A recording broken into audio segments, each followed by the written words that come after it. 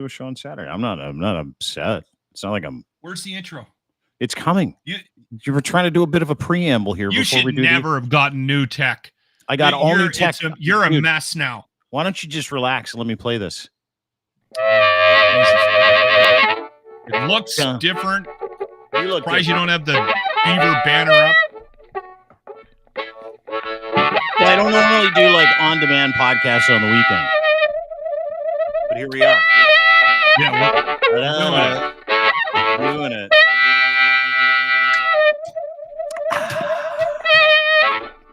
That's a delicious beverage. Welcome to the show. My name is Dean, and here we are on a weekend. There's some stuff happening. Things are going on. The world isn't ending, but we're here, and you're here, and everybody's here. As we barrel into the May-long weekend, this is why I didn't think I'd be here. I didn't think we'd be doing the May-long weekend podcast. I just didn't. It's just so I apologize. I had no idea that we were doing the May-long weekend podcast, but I'm really happy that we're here. Lots to talk about. Yeah, there is lots to talk about. And I got new tech, and that's why Lochlin's pissed, is because... Well, can I tell a quick story? Yes. You're all proud of your fucking new tech. And, okay, fine. And you go, hey, listen, I need to show you something really cool. I'm so excited. And you go, okay, watch this. And you click something, and you completely disappear. And then you're gone for 7 minutes. It was like 30 seconds. I just had to unplug and plug. I had too much power going through my computer. That was why. So the computer like shut down. So then I'm like, wow, that was exciting. Wow. I know. I was so excited. Thanks for showing me that. It's like those movies, you know, when you watch a movie and you love the movie and you're like, you're going to love this movie. It's so incredible. It's the best movie I've ever seen. It's so funny. And you sit there with somebody watching the same movie that you found absolutely validating. And you're like, get a load of this. And they don't laugh and they finish the movie. You're like, it was okay. And you're like, I feel like such a loser now. I built that up to be such a big thing. To your point, you know, I am not a creature of change. Right, like you and I are both not change people. Yeah, we like to have things where they are. I like to see where they are. We don't adapt well. Also, I'm highly unadaptable. Also, I'm on this journey of trying to learn how to use tech and productivity and stuff. So I'm using this new app called Alfred, which is fucking incredible because it just makes everything easier in your life. You don't have to look at Twitter anymore. All this other stuff. You get one password. You get a fake email address. It helps you do all this stuff. So I'm like, I've been on this kick lately, like this productivity kick. And so I've been minimizing things around me because I realized late in life I'm a minimalist. I don't like having lots of shit. Just the responsibility of it drives me crazy. So what I did was That's what happens when you get close to death. You start getting rid of shit. I know. I was thinking about that. Can I have your couch? I was seriously thinking about that the other day. I'm like, the thought of more things makes me sick, and I'm giving away all my things, like literally giving away. I drove by the guy down the street. His name's Wayne, the greatest guy in the world, and he's also the guy that does lawns in the neighborhood. I'm like, hey, Wayne, do you want my whippersnipper, my lawnmower, my weed whacker? He's like, yeah, sure. Yeah, I'd love it. I go, great, you can just have it. He goes, do you want any money for it? I go, no, just take it. And my kid, we're driving him to work this morning, and he's like, why are you giving all your shit away? Why are you like going minimal? And I'm like, I don't like stuff. And so my point is, not only do I not like stuff and I don't like change, I'm also really dumb. Like I'm not that smart of a guy when it comes to tech. So what happens is I've been updating all this stuff, reorganizing my computers, new tech, new software, new cameras, new stands, new lights, all that other shit. Mm-hmm. I don't read any of the instructions. It's just no. Yeah, I have that. Like as soon as I see the instruction, I'm like, that's just someone telling me what to do. And it comes in 44 languages and you got to locate the English. And it might be between the German and the Japanese. You don't know. And I'm like, I'm just going to plug it in and see how it works. See if it self-prompts. So literally, like something that takes people like an hour takes me like 5 days because I just refuse to look at the instructions. What is wrong with us? Is it a man thing or is it an us thing? Is it just like an impulse thing? What is that? I don't know. What's happening here? Where did we come from? Why are we averse to instructions? Like why? I got gifted a one of those pull backpack snow blowers, leaf blowers. The wife bought me one for Christmas because we don't have what's that? That's a sign when they buy you stuff like that for Christmas. It's a sign that she's like, you need to do more around here. It might be, but the new place, I don't have a lot to shovel. So I saw a guy just like blowing the snow off the sidewalk one morning, and I said out loud, I said, man, that'd be so much easier than shoveling. And I don't have a lot to shovel, so I don't need a snowblower or anything like that. She sort of mentally went, that's a good gift. So it shows up. I take it out of the box. I put it together. I put it off for a month. How long? Okay, let's establish month and a half. How long after that beautiful gift arrived did you open up the box and go, all right, I'll tackle this? It was the end of January, first week of February. All right. Okay, so I got it at Christmas. I take it out. I try to put this stupid thing together. And listen, lose it. It was 3 or 4 pieces that had to fit together. Uh-oh. And it was not working. There was a screw that just like, and the problem is I'm already known as the guy that doesn't know how to do this stuff. So when there actually is an issue, when there is something's wrong and it's not my fault, it's even more frustrating because you feel like no one believes me. The know. kids don't believe me. The dog doesn't believe me. The wife doesn't believe me. Finally, we had somebody over to the house, and somebody smarter that my wife actually thinks, is handy. Yeah. And I'm like, I got to show you this. Get over here. And I pull it out of the box. We're having a dinner party, and I got this damn like snow thing all apart. How many cocktails were you in, by the way? Oh, I'm riled. Several like deep. I'm six drinks in, and I'm riled, and I'm like, look at this. No one believes. So he sits down and he starts trying to put it together. Mm-hmm. Sure as shooting Texas Jr., old Locker was right. The screw wasn't long enough. And he's like, I don't know what they're thinking. Like, he goes, and I said, it's from China. I think they're trying to kill us. I think they're trying to. I don't want to seem racist here, but the Chinese are trying to drive North American men crazy. Probably. So anyway, it's like a psyop. It's one of those psyops where they're like putting together the boxes, and some guy from the CCP comes in and he's like, just give them tiny screws. Just put little screws in there that don't work. That's exactly what this was. Let's make that white man angry. So anyway, I send it back. I send the piece back. I go online. I send the piece back, and I said, hey, this doesn't work. So what do they do? 2 weeks later, the exact same piece shows up. So I'm like, oh, my God. So I go to a nut and bolt store. I walk in. The guy was really, really nice. He gave me a longer piece. I came back. I put the piece together. Now it's like March. Okay. There's no snow. There's no snow, but I'm dedicated to getting this stupid thing to work. We did get a sprinkling of snow, and I said to the wife, okay, I finally got this thing. Now I got to figure out how to put the gas in it, because it's not just gas. You got to mix oil, and I'm like, oh my God, the oil gas mixture thing. Listen, if you can't pay attention to basic instructions, if your husband or wife, I don't want to put, manual labor and all this on the man. There's a lot of women out there that love this shit too, that are also like us, who are like, fuck instructions, just eyeball it and we'll figure it out. Mm-hmm. It is absolutely inconsequential to anybody that doesn't like instructions to be told that they don't know what they're doing. Number one, it is like maddening for a guy like me, because I don't know what I'm doing, and I am actually get from A to B as fast as I can, and it destroys your confidence, which is why you didn't touch that till me. I'm not. I'm agreeing with you. I'm like you. Can I book a session with you and my wife? Okay. So anyway, I finally figured out the gas thing. That's another. Okay. Yeah. Not good. I put the gas in. We get a skiff of snow.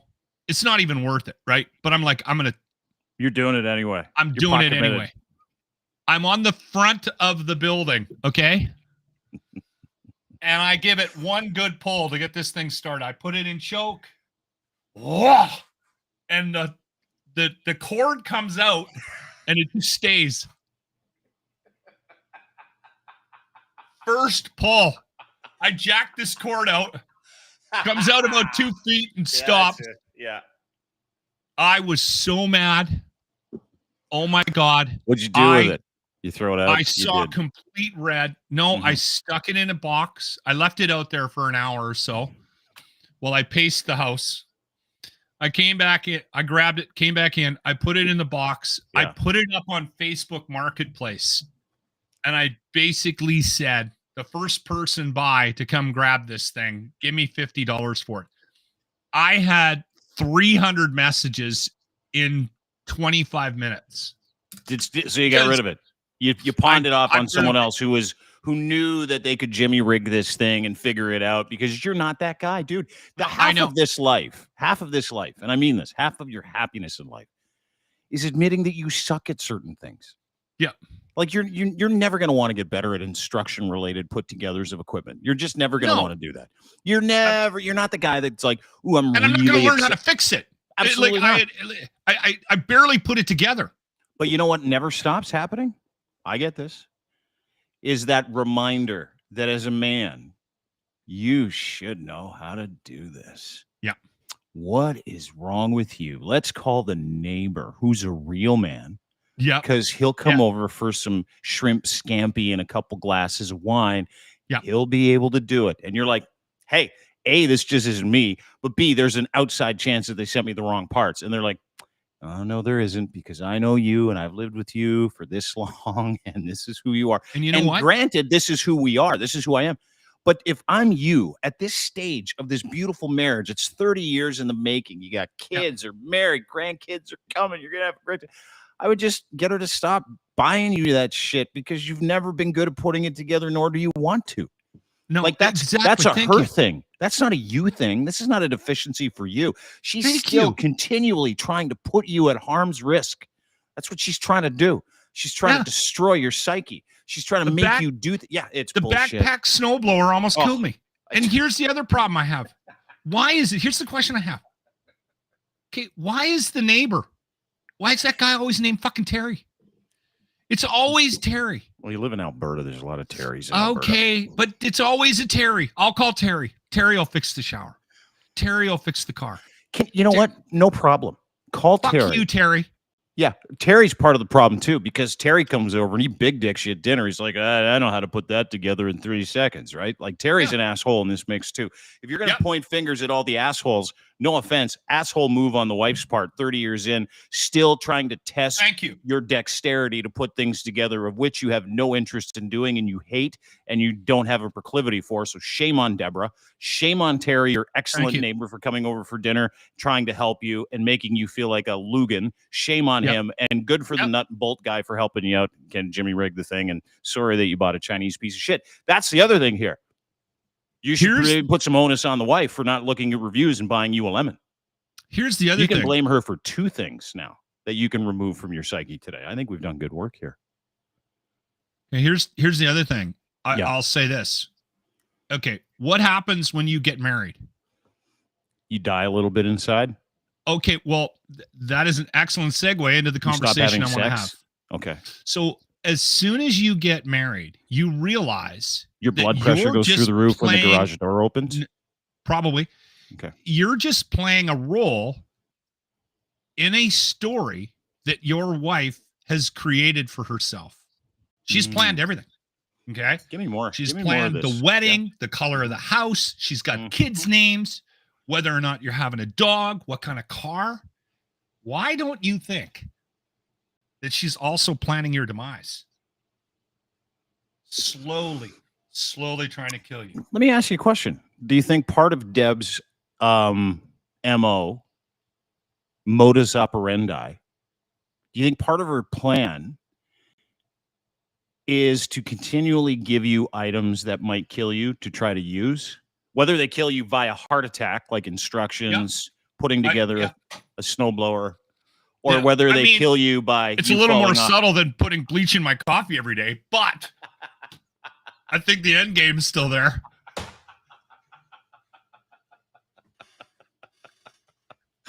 I don't disagree, because I've only been with you once, and that was one whole day, and I thought she was going to kill you at the end of the night. So, like, I You're so full of shit.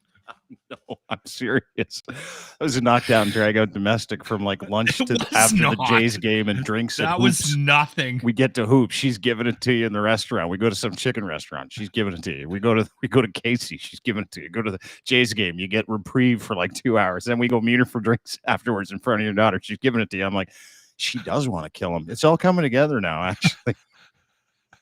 Maybe it isn't subtle. It wasn't subtle. Maybe it's a little more obvious to the outside world than it is to me. Well, I'm putting it together now. Like you hold your relationship marriage cards close to the chest. You always say nice things about your wife, and now I know why. You don't want her to fucking kill you. She's beautiful. She's an excellent partner. How about I know she's awesome. I know we're having fun. How about those videos that are surfacing now? It's like it's like an epidemic of like women who are trying to kill their husbands with bleach in their coffee. Like I don't think videos it's an epidemic. It's been going on forever. I wonder how many dudes. Yeah, guys have just figured out how to use the tech to catch them. That's all this is. That's it. Yeah, but like I was watching a video not long ago where this airman, some dude who's a pilot. He's like, he's not feeling great after his morning coffees, and he's starting to get a little shitty. It's like, I feel weird. And his pee smells a lot like laundry detergent. And he's like, I thought something was up. So I set up a camera in the kitchen, and there's the wife in the morning giving him a kiss. Bleach. She leaves the kitchen. She gets the bleach out from underneath the sink. She shakes it into the coffee, and she's like, bon appetit. Dude drank it for a month and almost died. Right? Almost died. And they were asking him, I was reading this article and I was dying laughing. And he's like, yeah, for like a month, every coffee I had tasted like bleach. And I'm like, for a fucking month? Like, like I'd notice after a sip, like I'd be like, there's something wrong with this coffee. I can't drink this. Right? I'm a coffee guy. He's a major sugar guy. What a fucking idiot. Like, does he not have taste? Like, he's like, I drank it for a month. I kept drinking it. Did you watch the video too? Sicker. It was so deliberate. Yeah. She just literally walked up to the coffee machine. You hate your spouse when you try to bleach their coffee over a period of time. Just putting it out there. Okay, show of hands. How many women listening right now are actively planning the demise of their significant other? I wonder what do you how think many the percentage is? If you get 100 wives in a room. Okay. Percentage of women. Let's do 100 wives. Let's do a little study, a little test. Percentage of women, if 100 women and 100 men, 2 beta test groups, right? You put them here on the right, one on the left. Women are on the left, men are on the right. Of the beta test group, if you were to ask an honest woman in a marriage that is over 25 years old, let's insert that as a variable. 25 years of marriage, 100 men, 100 women. If you asked 100 women how many times they'd thought of murdering their husband, it's got to be 75. Because we're assholes. Higher. Oh, we're assholes. I think it's higher. I think it's closer to 80. 85% have thought about it. Now, better question. Same group. 5% for resentment reasons. Same group. How many are actively trying to? 83. 80. Like, dude, we're talking about you. You're right here. Like right now. It's the reason I'm not married. I'm smart. I don't want anybody bleaching my coffee or making me put something together that's going to kill me. I'm not doing that. Not interested. But if you ask men, let's go to the right. You ask men, let's got a little focus group. Let's be honest in the moment. Hit this buzzer. Yes or no. Have you ever thought about murdering your spouse? That number's got to be close to 10 to 15% because we're so dumb. We're like, we just go about it. And then when we're sick of it, we just walk away from it. But women are so much smarter than men. So much smarter. And I'm not saying women are serial killers. I think they're meaner too. I can't say that. I think men are just as mean as women. No, I think women is what it is. I think women are that whole thing. If the world was run by women, and listen, I know we got 2 swinging dicks here. It's a bit of a sausage party on the podcast, so we're not necessarily, a trustworthy panel.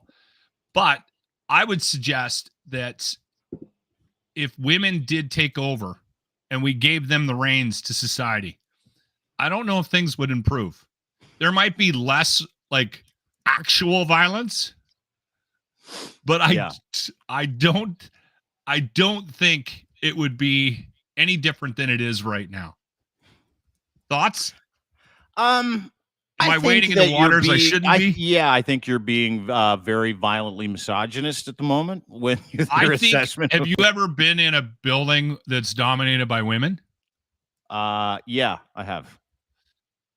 And there can be some difficult days.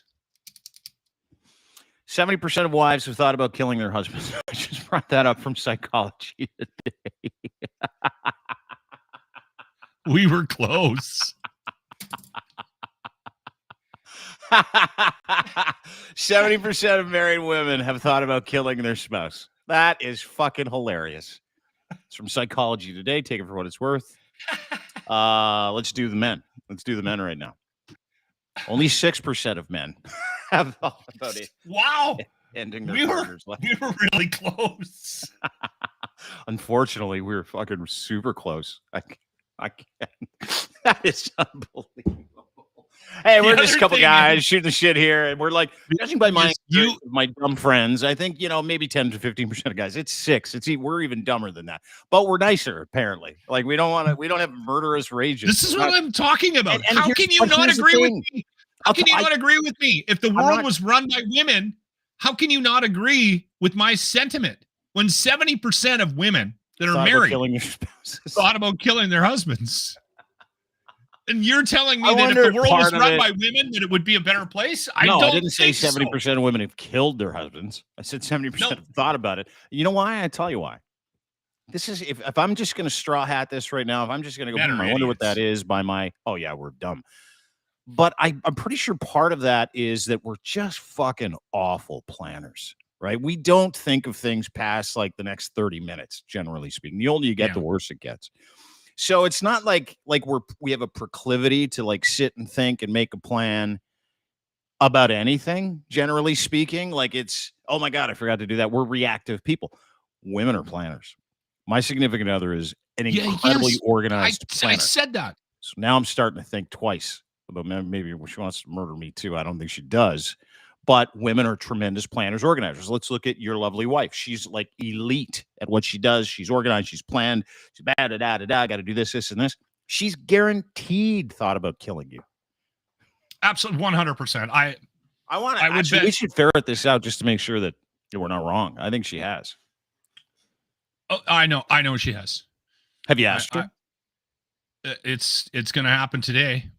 We're doing a little road trip out of town. I'll bring it up in the car. Can you record it? Babe, that always goes well. This is how I want. Well, you've done it before. Do it again.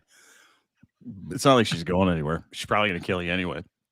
Right? Just get one last lick in. Just when you're in the car, just say, babe, just a quick question. Has it ever crossed your mind in the last 30 years, like possibility of taking me out? I don't think I'd even be able to finish the sentence. She'd be like, yep. In the last 30 plus years. Ask her, who are you going to watch Oilers games with? Who are you going to watch Oilers games? Huh? Like if she says yes, push back and go, oh yeah? Well, how great would your life be if I wasn't here? And give her a second to answer that question. I want that on. I don't know how far that's going to get me. I love it. A little therapy this morning. Game 6 tonight. Yeah. Speaking of therapy, you might be in it. Game 6, Oilers, Canucks. There's no way that Edmonton loses this evening. It's not. Canucks up 3-2. Canucks are up 3-2 in the series. Games at Rexall. How you feeling? Dude? I'm unhappy about the series overall. I'm going to just say this. I'm unhappy about the series overall because I am Canadian. I'm proudly Canadian. I love our teams. Want Canada to own the cup for at least 365 days in the next like 10 years would be nice. It'd be cool to see a Canadian team win. So you got 2 Canadian teams going at it. We talked about it yesterday. Yeah. Consensus is Oilers tonight. Sad that we're going to lose a Canadian team. Consensus is Vancouver's power play is too good. Vancouver's penalty kill is too good. Connor McDavid a little banged up. Still doing like the carousel of goaltenders. Is it Pickard? Is it Skinner? Is it someone else you might be able to bring up from the farm for a game? Who knows? But I'm interested in this game tonight. I'm going to watch it. I'm going to watch it and enjoy it, no matter what happens. Very, very even, right? Yeah. And again, I think Edmonton Oilers fans may have been a little bit overly.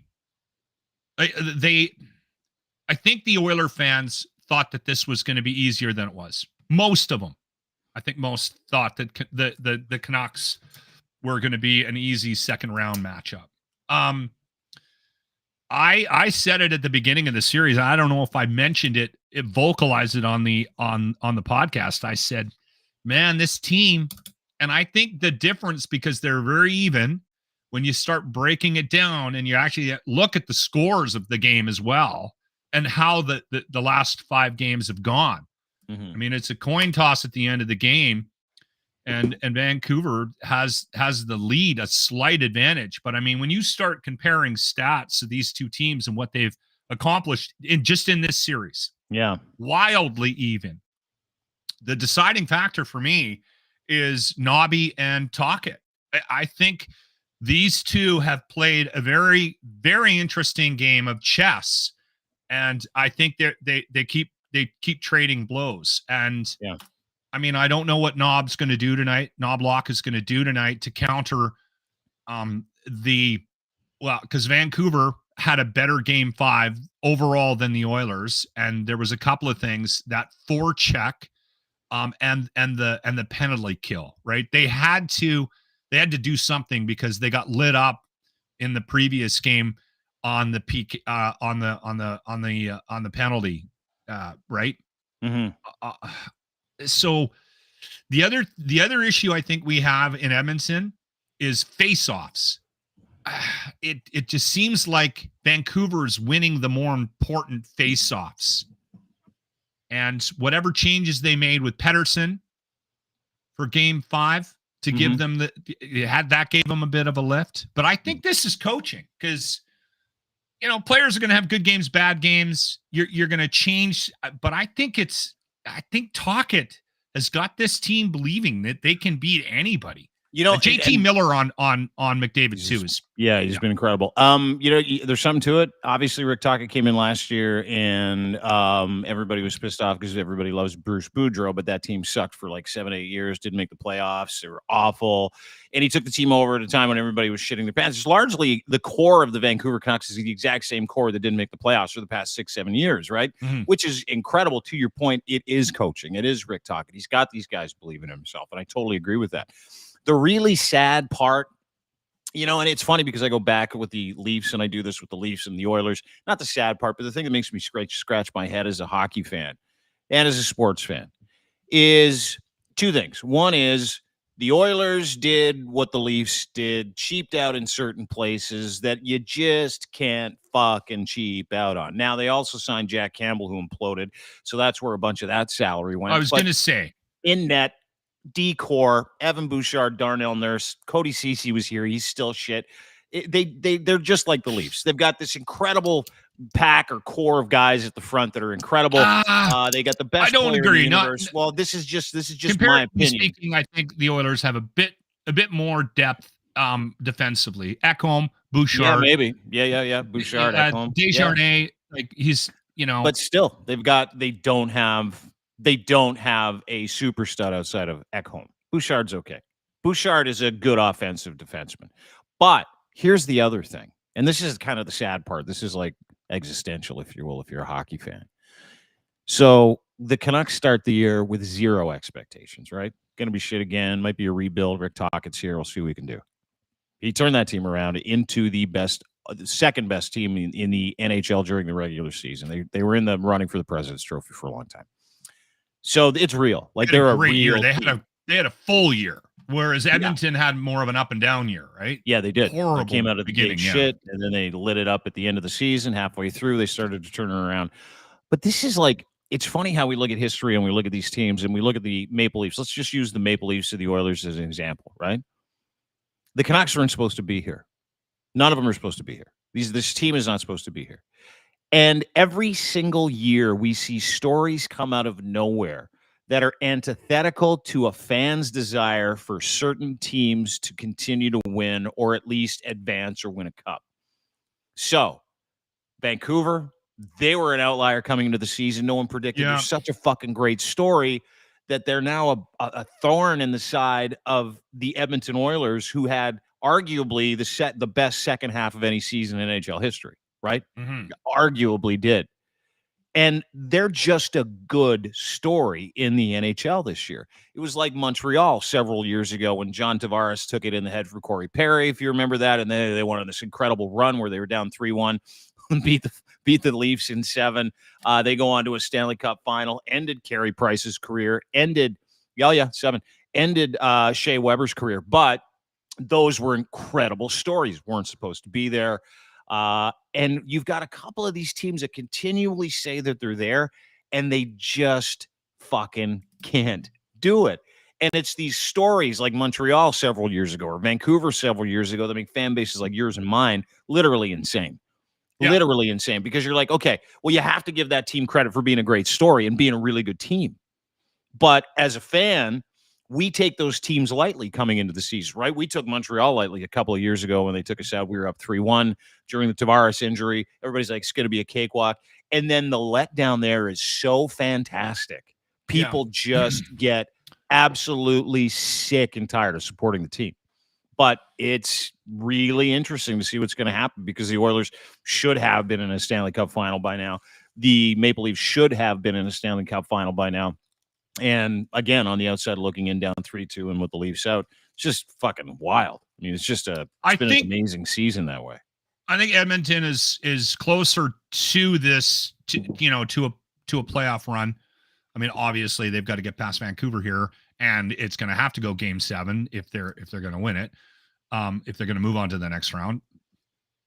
But I think the issue, Dean, isn't. I think the bigger issue is that these teams now are built so well, and they're so much closer, competitively speaking, from top to bottom of the lineup. I mean, every team has one or two guys that are really good, either offensively or defensively, right? Some teams have better goaltending, but I think the bigger issue in the league now is these teams are just on paper so much closer than they ever have been. Like those 700 players in the NHL. Yeah. There's so much competition now that it's a coin toss when you get into the play. Like, you really have to have all your ducks in a row. Mm-hmm. And the sad part is, on the East, you're going to get the Eastern teams are going to get a big break again. You're going to get New York. New York is going to be playing. Help me out here. Why am I gapping on this? New York is going to play Florida. Yeah. Florida beat Boston last night in Game 6. Yeah. So they're going to be off now for the next 4, 5, 6 days while Edmonton and Vancouver sort this out, right? Mm-hmm. So, I could be wrong about that. I'm just saying, yeah, there's an advantage on the East right now because they're playing less games. Anyway. Yeah. Well, we'll see what happens. I'm excited. You just go where you're. What do you think about what's everybody saying about Craig? Who's Craig? Being the coach of Berube. The new Berube. Craig Berube. I don't know. I mean, he won a cup, had a good year once, right? Like, I mean, is that team coachable? I don't know. You know what? It's funny. I was listening to Doug McLean yesterday, and they were talking to the Maple Leafs hired Craig Berube yesterday. Obviously, they fired Sheldon Keefe like a week ago, so they probably had their guy a long time ago. Craig Berube won a cup. He's a good person. He's apparently guys like him. Is he a tactical coach? He's Craig Berube. I don't know. I mean, can he surround himself with guys? It's the entire organization's weird to me. They're just weird. They do weird things. Like Brendan Shanahan should have been fired with Sheldon Keefe. Brad Treliving's been here, hired him after Dubas left. That move was weird. And Brad Treliving's never won shit either, right? Never won a fucking thing. Like, if you look at what Calgary did this year, that's a Brad Treliving team in Calgary. They didn't make the playoffs. So they're like, let's go get Brad Treliving. So not a history of any success. But again, might be a really nice guy. Craig Berube, he won a cup, but Jordan Bennington kind of won that cup for him. And the players that were there that were on a heater, again, that was just an incredible story that year. Was Craig Berube the story? I don't know. The saying in hockey is show me a great coach, I'll show you a fucking unbelievable goaltender. And Jordan Binnington largely won them that Stanley Cup that year. So what the Maple Leafs do is they operate in the middle way too much. They don't want to fucking go out and get the best coach in the NHL. In my mind, that's Rod Brind'Amour. I was surprised they didn't hold off for Rod Brind'Amour. It was crazy they didn't go out and get him. Anyway, they don't want to go out and get the best general manager for the game. Like, they needed a Scotty Bowman type coach to come in here, right? Guy who's won multiple championships, a guy who knows what he's doing, a guy who, and is Greg Berube won a championship? Yeah. Are they championship hunting? Of course. Of course they are. I don't know what he got, but we are fascinated with the mid here in Toronto because as people, they know people will come. They know people will attend games. And are they hoping to catch lightning in a bottle? I don't know. I don't know. Are they hoping Craig Berube is this Stanley Cup machine who got lucky once? And if you surround him with great players, I think that's the MO. That's what I read yesterday. They surround him with superstars. He might be able to do it again. I don't know. But much like what's going on in Edmonton, I mean, outside Ken Holland, who's like that's the kind of guy that you need as your general manager here. Is a guy like Ken Holland that's won multiple championships, but Ken Holland's got his own issues in Edmonton too. So I don't know, man. It's weird. Yeah. Fan base is weird. I think game's weird. The only issue I have with Ken is that I think maybe he's a little too close to, looking at real estate in Florida. Oh, he doesn't live there either. Does Ken Holland not live in Edmonton? No. I mean, that's not it. I'm just saying he spends a little too much time thinking about whether or not he's going to be able to afford a pool in his retirement home. That's my only concern. Oh, it's an old guy I think he's a great hockey guy. Here's the problem, I think, in Toronto. Dude, you know what? And here's the other thing, like perception's everything. Shanahan doesn't live here. He manages the team from another city. He lives in New York. Yeah. He just refuses to move here, manages the city from another. Like, it's stuff like that says a lot to guys like me. Hey, the fan base will continue to go because this isn't about fans. The Maple Leafs are not about fans. They're about corporate fans. They're not about the average fan. So whatever. Like some guy that owns Nesbitt Burns who's got a suite or maybe 3 suites is going to go, why are you hiring Craig Berube? But that's what we need is we need a really smart hockey guy who's a billionaire who has like a ton of business with Maple Leaf Sports Entertainment to go, stop hiring Keif, please. Stop bringing in unproven. So do you. But I think it's a little bit more than that. I think if you're a hockey guy, right? Who in their right mind wants to coach in Edmonton or in Toronto? Everybody. I think that's the bigger issue, Dean. It's not psyche here. No, it's not pressure or psyche. You here. sure? You know what it is? Yeah, like grown ass men, adults, coaches, and stuff like that. They're not affected by largely, people shitting on them on social media or newspapers. And here's the other thing. The Maple Leafs never get any bad press here, like ever. And the reason why they don't get any bad press is the Maple Leafs own a whole bunch of sports media outlets that they make report on them. So there's rules and regulations. Guys like Pat Park with the Maple Leafs. There's like, okay, we'll answer those questions. No one's asking us anything about John Tavares' terrible game. And Steve Simmons, you get one question because you're not with Maple Leaf Sports Entertainment. That's how it works here. So nobody ever says anything negative about the team, like ever. We never hear anything about it. You just see these sound bites and guys go, yeah, we're going to try hard next year. There's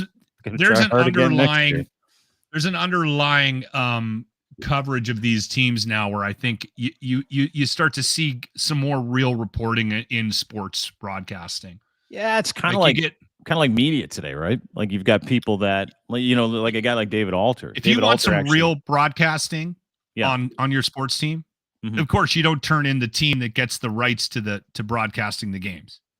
Oh, that's exactly what it is here. And it's like that in New York, too. So you won't ever hear that. And, do you remember when guys are listening to podcasts now and stuff like that? They're getting real. They're getting the real meat. Spit and Chicklets, give those guys credit. You want to listen to a hockey podcast? Listen to those guys. They literally own the reputation of the NHL, and they know it. But to your point, it's weird. It's weird because I grew up loving watching players and general managers and coaches get into fucking fist fights with reporters and scrums in the dressing room. Remember that? Like Edmonton, that happens a little bit because the Oilers don't own any media outlets, right? So you'll get like Bob Stauffer and a couple other guys. They own. Well, they want access. They They're kind of sports donkeys. own. Yeah. But do you remember that? Do you remember that? Like guys, there's like a lot of just ass screaming at licking each in other. this town. Oh, there's ass licking around these sports teams too. It's all about access. That's all these guys do here. I promise I won't say anything negative about the power play if you let me ask one question. That literally happens here in Toronto, where guys are like, tell us why you should be allowed to ask a question in the scrum, even though you're a fully accredited news outlet. Well, because I promised not to ask the same question I did last week. All right, you get one question. That's how it works in Toronto. Works like that with the Blue Jays as well. You know who owns the Blue Jays, right? Rogers. What does Rogers own? Sportsnet. Yeah. And you'll see, like on TSN, because they don't own the Jays, you'll watch TSN literally shit all over the Blue Jays because they don't own it, so they can say whatever the fuck they want about it. But the tension between they're still careful though. Oh, totally. They're still. And here's the catch. This is what a lot of people don't understand. So the Toronto Maple Leafs, tiptoeing in the tulips. The Toronto Maple Leafs, okay? Maple Leaf Sports Entertainment is one entity. I'm doing a circle with my hands, okay? You cut that circle in half, the Toronto Maple Leafs. Actually, you got to cut it into thirds. And let's do the middle part of that circle belongs to Larry Tenenbaum. He's the original purchaser of the team from Steve Stavros about 20 years ago. Mm-hmm. Since then, he has sold the one half of the circle, a third of that company, to a company called Bell Media. Mm-hmm. Bell Media owns CTV, TSN. And he sold another third of that company to Rogers Media. Rogers Media owns Sportsnet, City TV, a whole bunch of other dying media outlets, as does Bell. And if it still makes money, though. Oh, dude.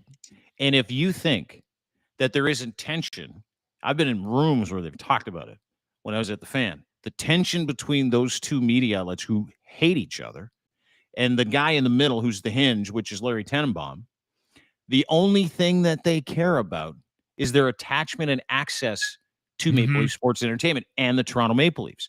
They don't give a shit about the Blue Jays. Sportsnet does. Rogers does. Blue Jays suck, by the way. They're not good this year. And all they care about, the Maple Leaf Sports Entertainment, is the money and the reputation that exists in that circle of three idiots that own that team. And the reputation of those three people. It is literally fucking sports media Cosa Nostra in this city. Mm-hmm. But there's similar structural issues in, money and ownership wise in other cities though. Dean, this is not unique to Toronto. It's just a bigger piece of the pie. No, absolutely. Right? Yeah. Absolutely. No, it's the same. It's absolutely the same. And it's like that in New York. It's like that in several cities. Very rarely do you have a team that isn't attached to, doesn't have a partnership with a sports media company anymore, right? Very rarely. No.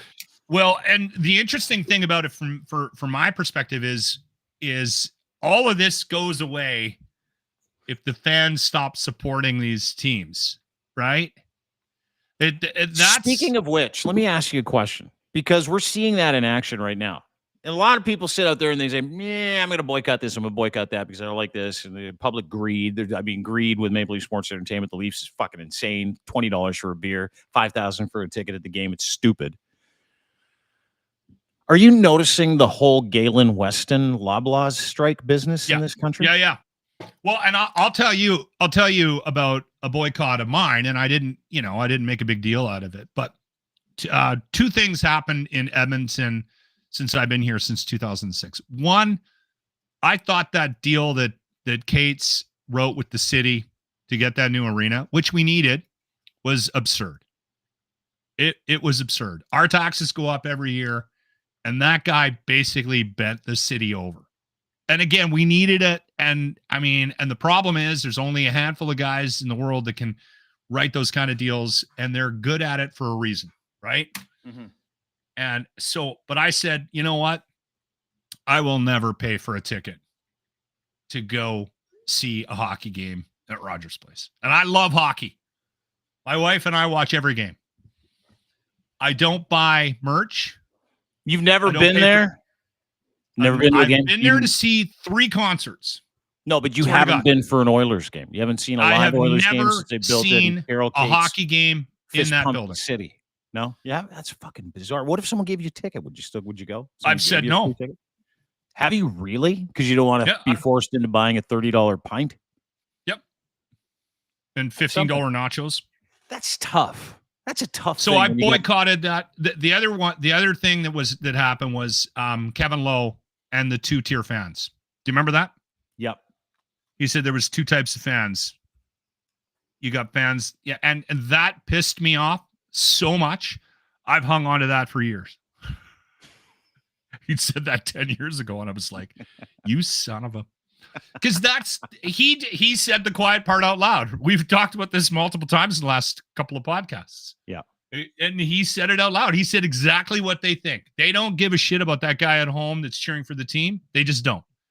All they care about is that guy that has the money to fork out to go to the games, to fork out $100 for parking, $300 for food and beverage. Like that, they don't a jersey. They don't. Okay, care so about the fans. I get it. I get totally. No, they don't. They just care about the fans' wallets and getting into the fans' bank account and getting into the fans' credit card and getting into the fans' email addresses. Dude, they're a business like every other business. I get it. We can pivot to Loblaws because I think the thing is we don't know how much power we have, right?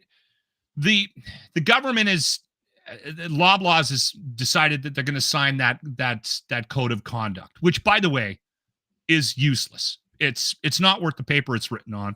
It's just another attempt by our public officials to actually give give citizens the perception that they're trying to fix something. They're not.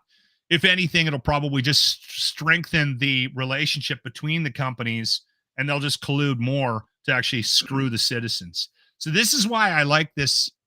I like this boycott, because this puts the power back in the hands of us. Okay. And this is the only way anything is ever going to get done in this country. And it's my favorite kind of protest too, by the way, is the one where you don't go somewhere. Right. Yes. Okay. And here's the thing. Haven't had enough of those. We haven't had enough of those protests where you don't show up. That's awesome. And here's the thing. It's not that the other companies aren't just as bad as Loblaws, but the only way in an anti-competitive environment like we have in Canada, which is basically supported, and the flames of that are waved, like our government, our officials are benefiting from this lack of competition because of lobbyists and the money that goes directly in their pockets from these big companies. Okay, so we're screwed.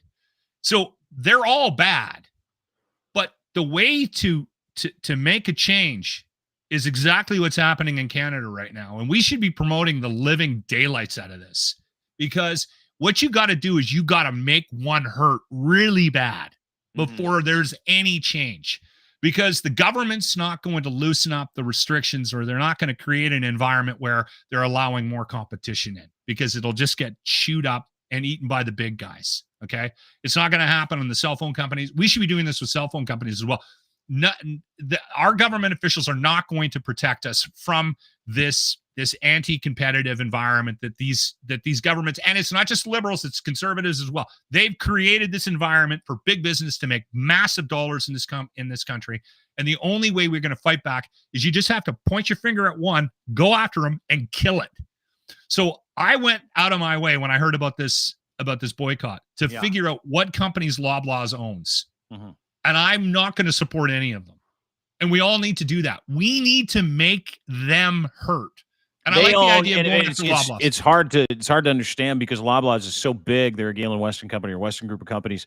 To your point, is that they own hundreds of supply chain businesses, food and bev. Just boycott everything Loblaws. Go out of your way. No, do it. Everybody should be doing it. Let me introduce a little. Go ahead. You do your thing and finish up. Loblaws, Atlantic Superstore, Dominion Stores, Extra Foods, Fresh Mart, Maxi, No Frills, No Name, President's Choice Financial, Real Canadian Liquor Store, Real Canadian Superstore, Shoppers Drug Mart, Super Value, TNC Supermarket, Value Mart, your independent grocer. Any of those businesses, stop shopping there. Stop giving your money to that. And you know what? if we all do it, or even 20%, 22, 23% of the country actively ignores those businesses, you're going to start to see some changes.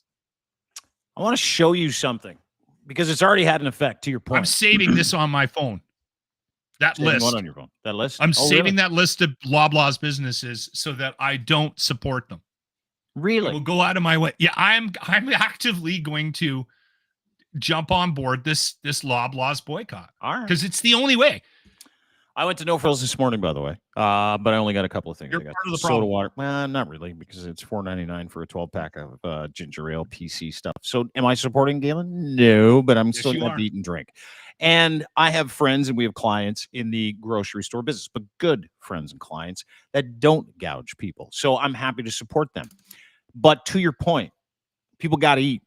And some people might not have the ability to get to, a mom and pop place. And money might be an issue for some people, even though we're getting bent over. No Frills is still cheap. So, you have to have the ability to boycott, number one. And I don't disagree. I think action is really important to your point. But to your point about if this hurts one person and will everybody notice, it's why they used to hang people and crucify them, by the way, in the public square to prevent, anybody from doing those things again. It is highly effective. That's what we're doing. We're basically crucifying Loblaws and Galen Weston in the public square to send a message to every grocery retailer. The metaphor's a little harsh. $50 chicken breasts are fucking outrageous, and we're tired of getting bent over, and their dividends that keep coming in at $15 billion a quarter or whatever that mass amount is, while we're all starving and we can't afford chicken and the basics, right? It's just, of course it makes sense for people to take action and go, okay, we're going to penalize you and we'll see how it goes. It's working. And I'll tell you why it's working. Because Per Bank, who's the CEO of Loblaws, who made $22 million in the first quarter of this year, by the way, $22 million. That's a lot of money, isn't it? And he hasn't even got his bonuses yet. No, bonuses should be another 20 or 30 because they made billions again this year. He, to your point, said he is finally ready to sign the grocery store code of conduct, which is bullshit. It's performative, right? It mostly is. It does nothing. And the reason why he's finally ready has nothing to do with the fact their sales are in the toilet, comparatively speaking, month over month, because people are not going to Loblaws groups of companies. So what is their reaction? It's to pretend that they've been able to figure out how the grocery store code of conduct works, which is what he said. He's like, yeah, we're not prepared. It's at a point where we'll sign it. And it's bullshit anyway. But to your point, is they've lost millions because people decided not to go. So what have they done? This is fascinating. Shoppers Drug Marts independently owned. They're all under the Loblaws umbrella, and Loblaws can pull a franchise. They've done it to several people that own franchises, Shoppers Drug Mart franchises, for not overcharging people for appointments they don't need. So there's that whole thing that's a mess. You can Google the whole thing. They put out a description, Loblaws Group of Companies Shoppers, for volunteers, not people who work there. This isn't a job offer.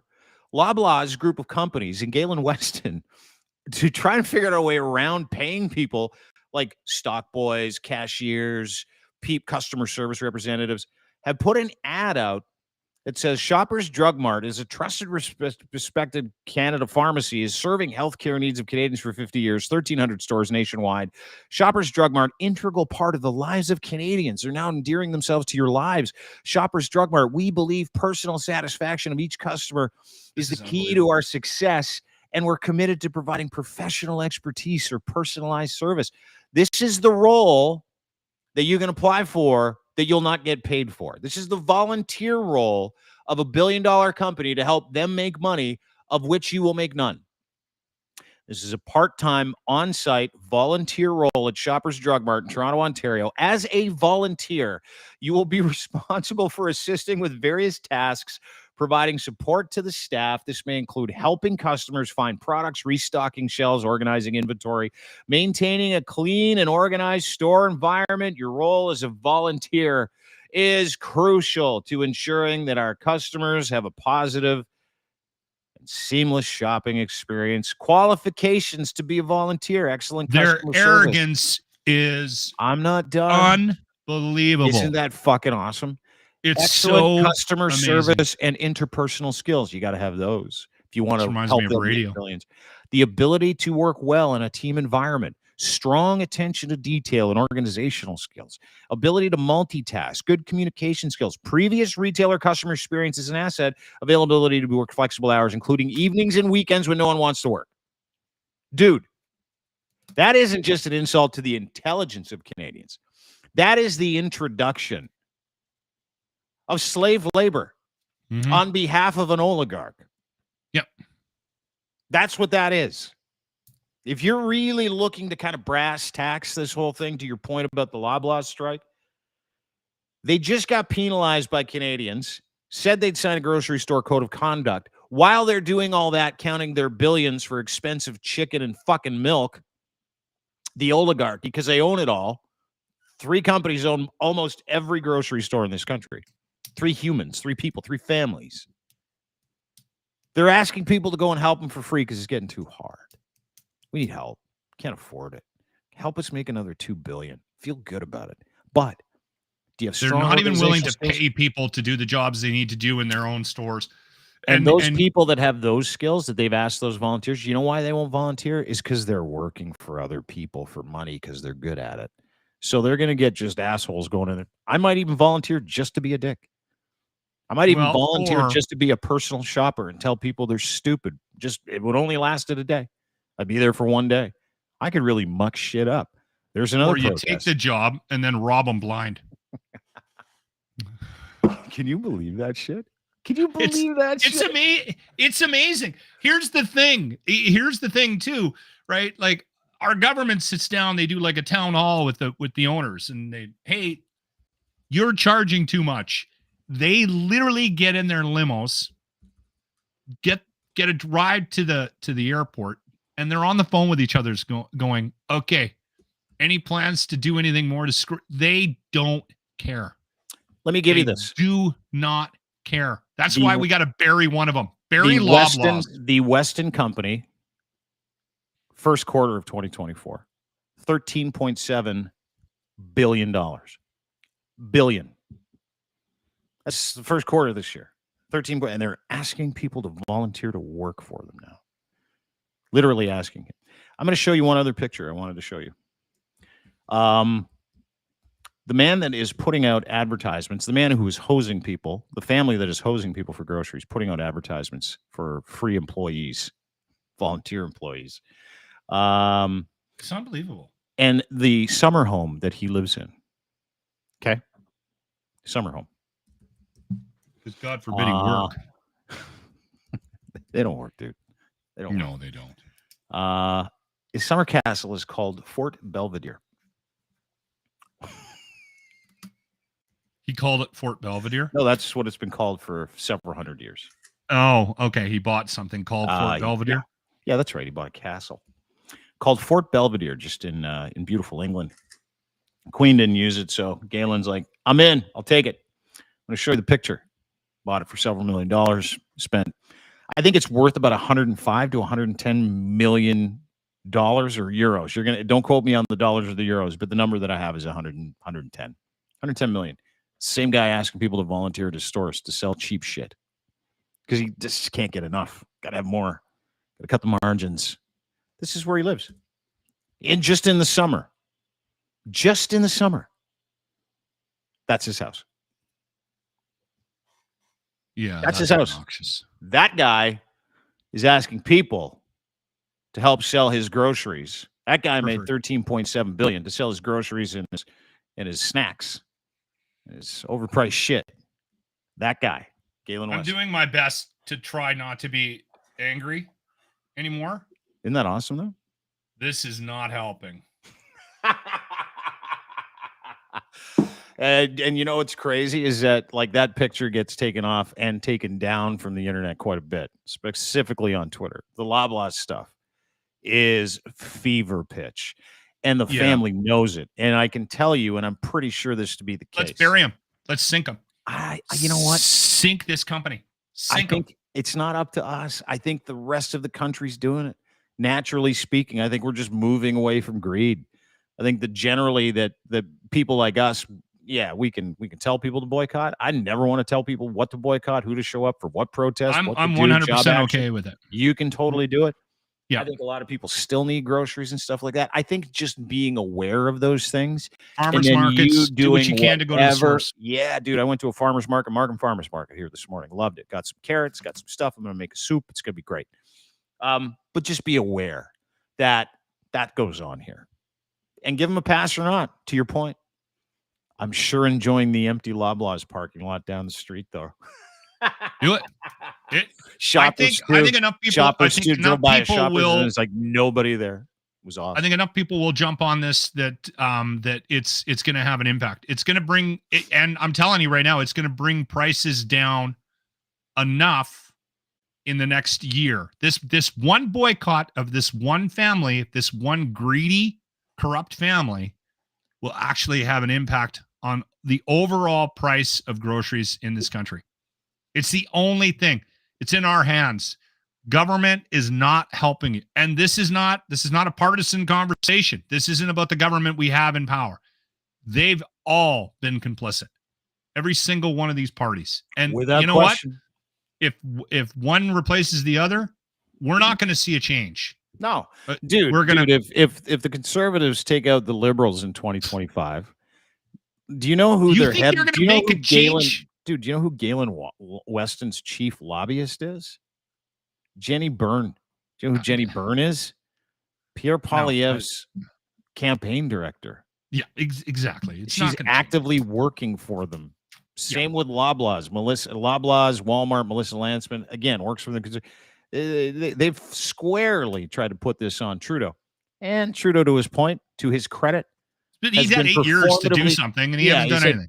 Well, it wasn't this bad in the last 2 years. It's only really been a fucking issue with affordability over the past 2 years. To your point, he's done nothing either. And he can say he did nothing with the housing market. He did nothing. No. He's doing something with the housing market now. But to your point, didn't do anything about immigration, which has put us in a situation where it's like it's revisionist history on behalf of the government. But you can't say that. You're a racist, Dean. You say that. What? That we fucked up immigration in this country? I'm an immigrant. I'm not like allowed to say it, right? I paid attention to the rules. Our families did those things. Yeah. I can play the immigrant card anyway. And this is the best part about my life, actually, right now. I can play the immigrant card willy-nilly. But you're right. No, I'm an immigrant. Here you go. Wham. Yeah. Thanks for doing this, dude. Great to see you today. That was a good one. Yeah, it really was. Really enjoyed this. We don't always do Saturday. Are you around Monday? Yeah, I am. Okay. Monday? Yeah, I'm going out to my buddy's place, Grant, from the locker room. We're gonna hook up this week. Yeah, he's having a birthday. He's living out on a farm now. So I got a lot of questions. I'm going out there. Check it out. All right. He's got goats and chickens. Does he really? Oh my God, he's full millennial farmer. Millennial hippie farmer. Is he crap shooting now too? Is that what he's doing? Cleaning out the stalls, feeding the chickens in the morning, get up at 3 o'clock, go outside, take care of stuff. Being a farmer in Western Canada is only for the hardy. And I don't know if Grant's done a lot of manual labor in his life, but I'm excited to see how this ends.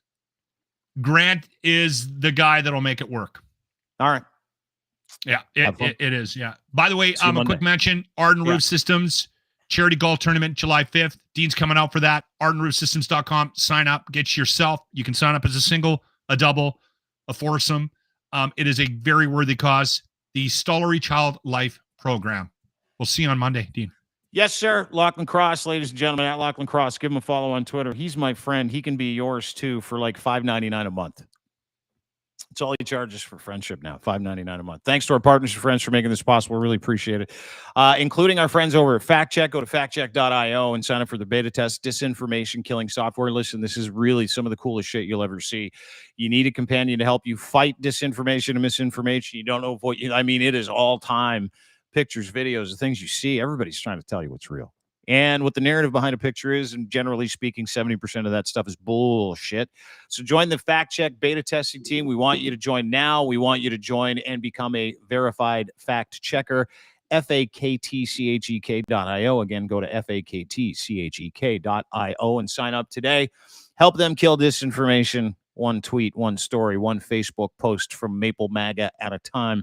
Also brought to you by Muse on the Mic, the podcast. Emily and Riley do an unbelievable job. Muse on the Mic is a clinical sexologist look at the sex work industry.